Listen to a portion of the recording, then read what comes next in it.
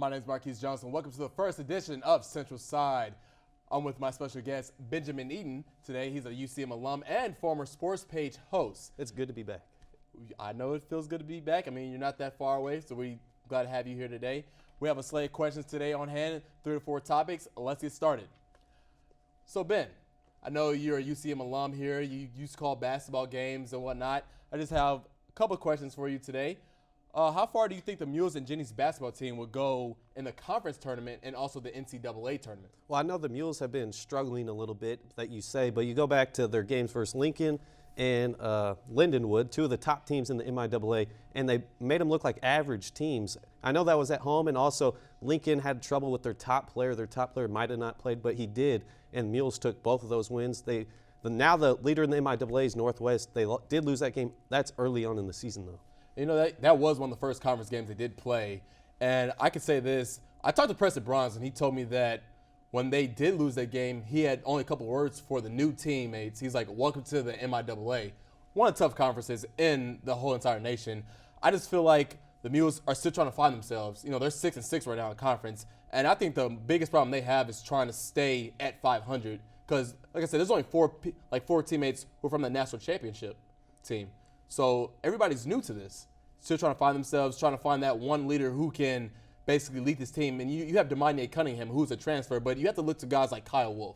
You know, he's been here 3 years now. He's worked his way back into the starting rotation, and I feel like that's one guy they have to lean on. They can make it into the big tournament. Not only can they win the MIAA tournament, automatic qualify, but also the top 8 teams in the Central Region ranking make it, and they're sitting at 4 right now. And the Jennies as well, if you talk about the Jennies, they're 9th, and so they can still make it. That's my sleeper team. I think the Jennies will literally creep their way in. They're 7-10 right now, and they're also 6-6 in the conference. I literally think they can get their way in, and they're like the biggest sleeping team right now, I feel like. You talked about talking to a former player in Preston Bruns. I talked to Kiana Flax, and when they get it down low to Ashley Jones, she said if you see her number, get her the ball. She's down low, posted up, and that's when they win games. And yeah, interesting. Like saying when they're out rebounding their team, that's when they win games, and that's the best stat of all time because if they're out rebounding their opponent, they will win that game, and that's happened each win they had so far. Yeah, definitely. I think the Mules and the Jennies can both go we'll see how far they make it, but I think they both make the tournament. And, you know, speaking of Mules, their next nine games are against teams that they've lost to. Next four out of the 9 are teams that they lost to, and it was big-time losses. They only lost by fewer than 10 points on most of those games. Yeah, and I know, talk about the Mules and the Jennies, the new track there. I know you're on the track team. You were telling me you wanted to ask me something about there's new stuff going on at the University of Central Missouri. And next question on our next topic, we're going to talk about the new baseball facility and new tracks that are coming to UCM. What are your expectations for the new turf field that's being built at the baseball stadium and also the indoor and outdoor track? The outdoor track is supposed to be scheduled to be built this summer. And I'm also hearing about a new turf field for the football team potentially. Yeah, I haven't heard about the football, but the Crane Stadium with the Astros owner, UCM alum as well as myself, I had to throw that in there. But he's given us a new turf field, and I know baseball's excited. Ricky Rivera, who just got done with baseball, he's now on the coaching staff. He talks a lot about it, and I know I've also wondered where they're practicing. I'm hearing they're practicing on that football field you spoke of. You know, it's great to have all these new additions come to UCM, and I feel like as a track athlete, I think it's good to have a new indoor and outdoor track coming to the school, especially outdoor. You know, they have the crossing now. I don't know about you, but I'm expecting NCAA Division II outdoor championships to come to UCM very soon with a new surface being put on the track. Yeah, the women's coming off indoor and outdoor, and I think the men's, they have their word cut out for my friend Kenesha Rayner. Watch out for him, and Heaven Warner, also a thrower. And we're going to stick with track for a little bit. What do you think are the expectations? Do you think the Jennies can possibly win another indoor or outdoor national title? It's going to be tough. Obviously, you lose one of your best in Erica Kinsey, and you have Madison Smith and Zoe Sharpen who left as well. It's going to be tough. Expectations are high. Young team, a lot of great athletes that left. I don't know about this year, but I feel like the Jennies are going to have a big-time struggle, especially with Pitt State and Lincoln. They just rebuilt their squads. So we'll see. And Mules, watch out for the runners. I don't know how good they're going to be. No, I'm just kidding. I know you're a runner. Is there something you got to tell me, man? I mean, you can just tell me if you want. No, I'm just saying watch out for the throwers, though, for real. I know you agree with Heaven Warner and Kenesha Rayner. Yeah, Heaven Warner's going to USA Olympic trials this summer, so watch out for her. And we will be going to a commercial break. We're Central Side. We'll be right back with more with me and Benjamyn Eaton. I choose red for unlimited possibilities. I choose red because my family is less than an hour away, but I still get to be independent. I get to apply my classroom experience to my everyday life. That's why I chose red. Okay, that'll work. Why do you choose red? Choose red. Choose red. Choose the University of Central Missouri. Choose red. Kidding, that was a joke. Live with a human for a while and you get to know a few things. Like, I know she's actually not a morning person. I know she does strange tricks for no treats. I know that water makes her howl like crazy. I even know how the floor stays so clean. She's quick. But the one thing I will never for the life of me know is how she gets so tiny and inside that box. Natalie, how do you get so tiny?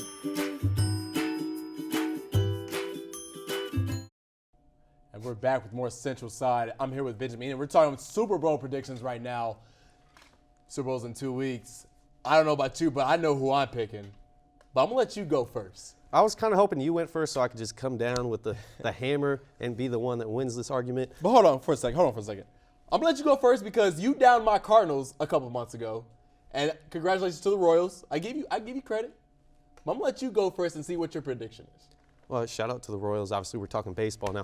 But anyways, the Super Bowl. I know who you're gonna pick, but I won't spoil it. But I'm gonna go with the team. I know the Panthers. They're looking strong. They're looking hot as ever. They're the team that's picked to win. Probably everyone's gonna pick them. You really believe that? I think so because they're coming. You see what they did to the Cardinals, the Seahawks. I know what they did to the Cardinals and Seahawks. Yeah. My division. I know. Yeah. LA Ram fan now, I guess you can say. Los Angeles Rams, I'm sorry about that, but let's not talk about it because I know we might be losing viewers right now.